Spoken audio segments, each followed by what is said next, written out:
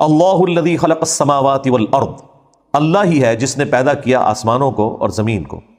وانزل من السماء ماء، اور وہی ہے جس نے اتارا آسمان سے پانی. السلام علیکم ورحمۃ اللہ وبرکاتہ. تو یہ ویڈیو بہت انٹرسٹنگ ویڈیو ہے جو اللہ کی قدرت کی نشانیاں. فاخرج به من الثمرات رزقا لكم، اور پھر نکالا زمین سے پھلوں کو اس پانی کے ذریعے. یعنی پانی کی برکت سے ہی درخت بڑے ہوتے ہیں، کھیتیوں کی شکل میں یا فروٹس والے درخت. ان کو جو خوراک ہے وہ پانی کے ذریعے ملتی ہے جس کے اندر تمہارا رزق رکھا ہوا ہے.